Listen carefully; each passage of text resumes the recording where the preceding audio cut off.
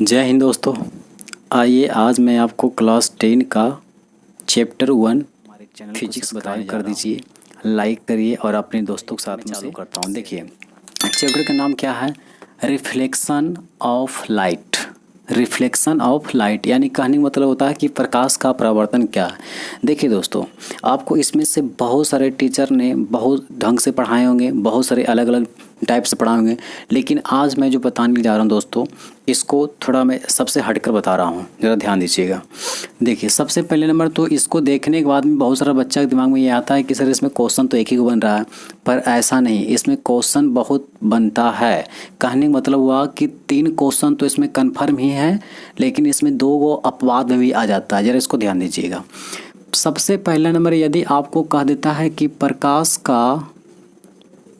का अर्थ क्या होता है, ठीक है दोस्तों, प्रकाश का जो अर्थ है वो क्या है। दूसरा नंबर में कह देता है इसमें से कि परावर्तन का अर्थ क्या होता है। भाई देखिए, इसमें से दोनों का पहले मतलब समझिए। यदि मीनिंग आपको समझ में आ गया है ना, तो आप इसको अपने से परिभाषा बना सकते हैं, यानी डिफिनेशन बना सकते हैं। तो ध्यान दीजिए, प्रकाश का जो अर्थ होता है ना दोस्तों, वो क्या होता है, रोशनी। क्या होता है भाई, रोशनी बोलो, या तो इसी को हम लोग बोलते हैं उजाला। क्या बोलते हैं, उजाला। परावर्तन के मतलब जो होता है वो आपको होता है लौटना, ठीक है दोस्तों। तो देखिए दोनों का आपको मीनिंग पता जो होता है, रोशनी या उजाला, और परावर्तन का अर्थ होता है लौटना। कहने का मतलब हुआ कोई भी जब प्रकाश यानी लाइट जलती है तो हमें क्या देती है, उससे हमें 2 चीज़ें मिलती है, एक ऊष्मा मिलती है, दूसरे में प्रकाश मिलते हैं। यदि सपोज डेट आप मान लीजिए कि एक कोई कागज़ की टुकड़ा या लकड़ी को हम जलाते हैं, तो उसको जलाने के बाद हमें क्या क्या चीज़ें मिलती है। सपोज डेट अगर जो आपको मान लेते हैं कोई ऐसा पूछ दे कि एक लकड़ी का टुकड़ा है, उसे जला रहे हैं, तो उससे हमें क्या क्या मिलती है। तो जलाने के बाद में देखिए, पहला नंबर तो उससे हमें ऊष्मा मिलती है, यानी ताप मिल रही है, गर्म। दूसरी बात है कि उससे हमें रोशनी भी मिल रही है, ठीक है दोस्तों। यानी जब प्रकाश जब हमें आती है तो वो कोई वस्तु जलती है, कहने मतलब लाइट हो गया, लाइट भी एक प्रकार की जल रही है, तब तो हमें रोशनी और उजाला दे रही है। तो दोस्तों ये चीज़ आपको समझ में आ गया कि प्रकाश के मतलब क्या हुआ भाई। तब प्रकाश के मतलब होता है रोशनी बोले या उजाला बोलेंगे। दूसरी बात है कि परावर्तन में क्या होता है, लौटना होता है। तो देखिए ये दोनों चीज़ आपको समझ में आ गया। अब इसमें से क्वेश्चन जो बनता है, सबसे पहले नंबर में आपको बताता हूँ कि प्रकाश क्या है। प्रकाश क्या है, तो दोस्तों देखिए प्रकाश क्या है, तो प्रकाश वह भौतिक कारक है, ठीक है ना।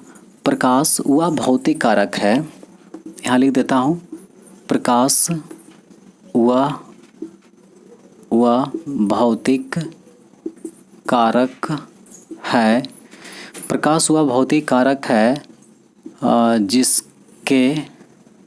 जिसके सहायता से हम कोई भी वस्तु को क्या करते हैं, कोई भी वस्तु को देख पाते हैं,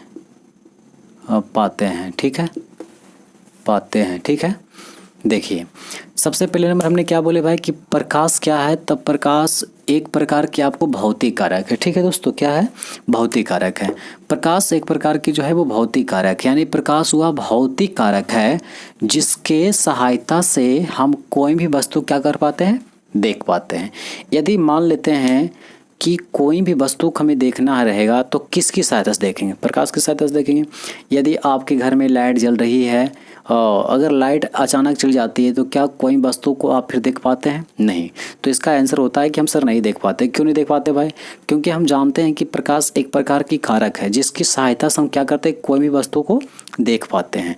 तो आइए दोस्तों आगे मैं अब देखता हूँ कि प्रकाश का परावर्तन क्या है। प्रकाश की परावर्तन, देखिए दोस्तों प्रकाश का परावर्तन क्या है या किसे कहते हैं, तो ध्यान दीजिएगा इसमें। प्रकाश का परावर्तन क्या है या किसे कहते हैं, कहता है कि जब प्रकाश किसी चिकनी या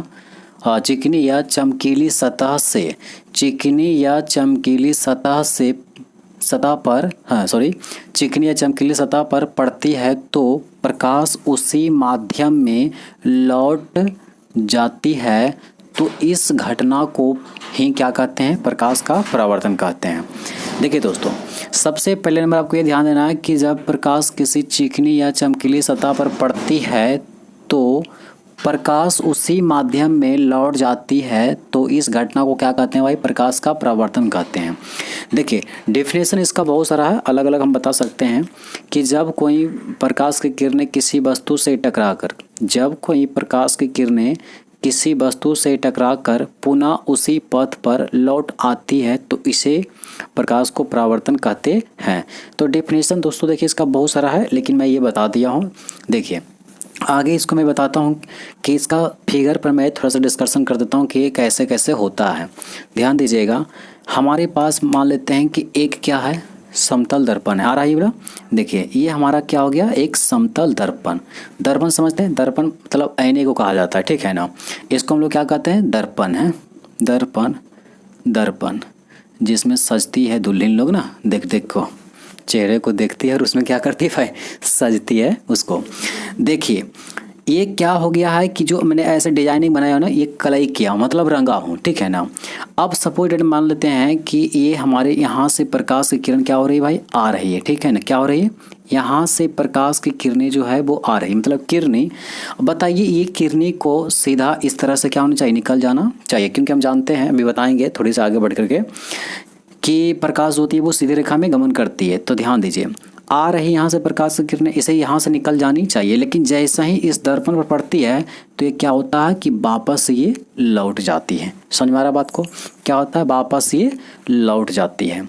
यानी कि ये आ रही प्रकाश की किरणें दर्पण पर जैसी पड़ी है वैसे ये क्या हो गया? टकरा करके वापस लौट गया। तो यहाँ से जो ये लौटा है, इसी घटना को हम लोग क्या कहते हैं? प्रकाश का परावर्तन कहा जाता है। समझ में आ गया? मतलब आ रही प्रकाश की किरणें दर्पण से टकराकर ये वापस क्या हो गया? लौट गया। तो इसको हम लोग थोड़ी सी आगे चल करके मैं पूरा इसको डिस्कशन करता हूँ। देखिए समझ करके ध्यान से देखिए दोस्तों, वहाँ जगह नहीं था थोड़ा सा, इसलिए मैंने उसको हटा दिया। यहाँ पर देखिए, मान लेते हैं कि हमारे पास एक क्या हो गया भाई? दर्पण हो गया, ठीक है ना। और दर्पण देखिए, मतलब दर्पण क्या होता है? आपने आईने को देखे होंगे जिसमें अपने चेहरे को देखते हैं तो पाछे पेंट किया रहता है, ठीक है ना। तो यहाँ से हमने इसको क्या कर दिया? कलई कर दिया। कलई मतलब हो गया पेंट करना। अब यहाँ से क्या हुआ कि ये प्रकाश की किरण आ रही, ठीक है। और जब ये प्रकाश की किरण आती है तो हम जानते हैं कि प्रकाश जो होती है वो सीधी रेखा में गमन करती है, तो प्रकाश को इस तरह से निकल जानी चाहिए। लेकिन ये क्या होता है कि जब इस दर्पण पर पड़ती है तो ये वापस क्या हो जाता है? लौट जाती है। तो हम जानते हैं कि ये आ रही प्रकाश की किरणें और यहाँ से किरणें क्या हुआ? लौट गई है। और जो लौटी है ना, तो क्यों लौटी है? यदि आपको मैंने पूछता हूँ कि प्रकाश की किरण यहाँ आई है, यहाँ से टकरा कर ये लौट गई, तो क्यों लौटा? तो इसी घटना को हम लोग बोलते हैं प्रकाश का परावर्तन कहते हैं, ठीक है। देखिए ये जो हमारे हो गया, ये क्या हो गया? दर्पण हो गया, ठीक है नहीं? क्या हो गया? दर्पण हो गया। और एक इसमें जो होता है ना, बीच में क्या होता है? लंब हो गया, ठीक है। ये क्या हो गया? लंब हो गया। और इसमें जो बोलते हैं, इसको बोलते हैं आपतित किरण, ठीक है दोस्तों। आपतित किरण। और ये जा रहे, मतलब देखिए आपतित मतलब ये आने की बात कर रहा है। प्रवर्तित, ये हो गया प्रवर्तित किरण, ठीक है। और इसको हम लोग बोलते हैं लंब या तो अभिलंब, ठीक है। ये क्या हो गया? लंब या अभिलंब। देखिए आपतित किरण, परावर्तित किरण, दर्पण और लंब हो गया, ठीक है। ये हो गया दर्पण। यहाँ जो होता है एक चीज़ और बनता है, अंदर में एक कोण बन जाता है, ठीक है। क्या बनता है? कोण। देखिएगा, ध्यान समझिएगा, अंदर में क्या बना है? एक कोण बन रहा है। तो इसको बोलते हैं, इसको बोलते हैं, पहले ये देख लेते हैं, इसको बोलते हैं आपतन कोण, ठीक है ना। इसको क्या बोलते हैं? आपतन कोण। इसको बोलते हैं परावर्तन कोण। क्या बोलते हैं दोस्तों इसको? हम इसको बोलते हैं परावर्तन कोण। परावर्तन कोण क्या हो गया भाई? परावर्तन कोण। इस कोण को हमने I से सूचित करते हैं और इस कोण को R से सूचित करते हैं। कितनी बात मैंने बोल दिया भाई कि मान लेते इसका नाम दे दिया A और B, ठीक है। तो A भी हमारा क्या हो गया? दर्पण हो गया। ये क्या हो जाएगा? यहाँ पर मान लेते हैं O दे दिया हूँ, यहाँ पर दे दिया P, यहाँ पर N दे दिया हूँ। चलिए ठीक है। तो A भी जो हमारा हो गया क्या? दर्पण हो गया। PO जो हो गया है वो आपतित किरण हो गया, क्योंकि ये आ रही है और यहाँ से क्या हो रही? जा रही है, ठीक है ना। इसको हम लोग बोलते हैं आपतन बिंदु बोला जाता है। आपतन बिंदु। समझ में आ रहा है? ये हो गया आपतन बिंदु और ये हो गया परावर्तन कोण। देखिए इस लाइन को मैंने दो चीज बता रहा हूँ, जरा ध्यान समझिएगा। बाहर जो बन रहा है ना, इसको बोलते हैं आपतित किरण, मतलब ये आ रही है किरणें, और ये लंब, ध्यान समझिएगा, ये लंब हो गया है और यहाँ पर क्या हो गया, लंब हो गया और ये आपतित किरण। तो इन दोनों का बीच में क्या हो गया, एक कोण बन रहा है।